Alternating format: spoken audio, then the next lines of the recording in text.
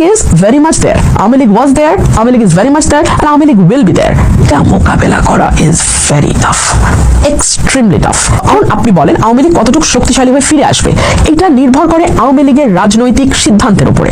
আপনি যদি আপনাকে শ্রেষ্ঠতর প্রমাণ করতে না পারেন, তাহলে আওয়ামী লীগের ফিরে আসা আপনি কোনোভাবে ঠেকাতে পারবেন। কোনোভাবেই আওয়ামী লীগকে মাঠে মানে ভোটের মাঠে আনা যাবে না। আওয়ামী লীগের নিষিদ্ধ করে দিতে হবে সংগঠন হিসেবে। নিষিদ্ধ করে বা কোনো দলকে আপনি আসলে বঙ্গোপসাগরে ফেলে দিয়ে, তার সমর্থকদের বঙ্গোপসাগরে ফেলে দিয়ে আপনি রাজনীতি ধ্বংস করতে পারবেন, এটা মনে করি না। সুষ্ঠু হয়েছে নির্বাচন, ভোট দিয়েছে প্রশাসন, তাকিয়েছিল জনগণ, এর নাম বাংলাদেশের নির্বাচন। বাংলাদেশে কি সংবিধান এক্সিস্ট করে নাকি করে না? বাংলাদেশে কি এখন কোনো সংবিধান আছে? কারণ যদি সংবিধান থাকে, প্রধানমন্ত্রী শেখ হাসিনা যিনি ছিলেন অতীতে, তিনি এখনো প্রধানমন্ত্রী কেন বলছেন? কারণ যদি সংবিধান থাকে, তাহলে আমাদের জন্য ভয়াবহ কিছু খবর অপেক্ষা করছে।